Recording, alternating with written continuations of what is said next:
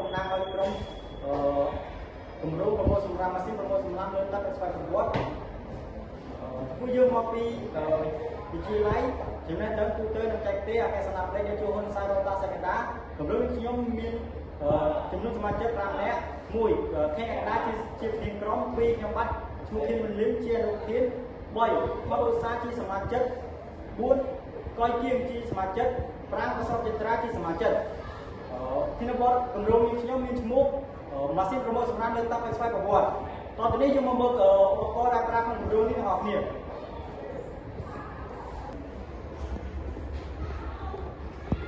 យើងប្រើ driver ដើម្បីទទួលទិន្នន័យពី Arduino ដើម្បីគ្រប់គ្រង motor ទាំងអស់នៅក្នុងទូគម្រោងនេះនិងយើងប្រើ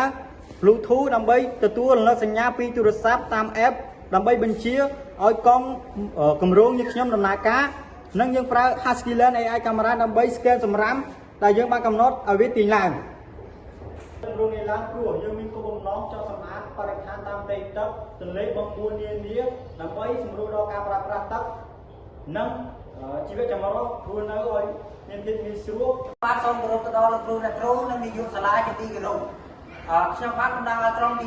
2មកពីវិទ្យាល័យចំណេះដឹងទូទៅនិងបច្ចេកទេសអគ្គស្នាបតីនៃជួរហ៊ុនសែនលោកតានៃផ្នែកអគ្គិសនីឆ្នាំទី3ចំនួនទី11ឆ្នាំសិក្សា2024-2025ដែលតំណាងឲ្យគម្រោងឧបករណ៍បង្ហូរទឹកឲ្យស្វ័យប្រវត្តិដែលប្រើអត្រាសនី sensor នៅក្នុងគម្រោងរបស់ក្រុមយើងខ្ញុំមានសមាជិកចំនួន5នាក់ទី1ខ្ញុំបាទថាសុធាននេះជាប្រធានទី2ឆៃមេរៈជាអនុប្រធានទី3នីស៊ីងហ៊ីជាសមាជិកទី4ចម្រើនគុំហេជាសមាជិកទី5តាំងទីស្រីជាសមាជិក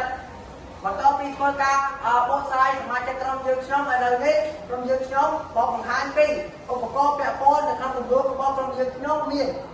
ឧបករណ៍ទី1គឺអត្រាសនិក motor servo កុងតាក់ Arduino អាគុយ DC និងឧបករណ៍តម្លាក់តង់សុងឥឡូវនេះក្រុមខ្ញុំបាទមកបង្ហាញពីដំណើរការនៃសៀង2ដែលពាក់ព័ន្ធនៅក្នុងគម្រោងរបស់ក្រុមយើងខ្ញុំដំបូងយើងត្រូវចុចដំណើរការកុងតាក់ដើម្បីបញ្ជូនថាមពលអាគុយទៅ Arduino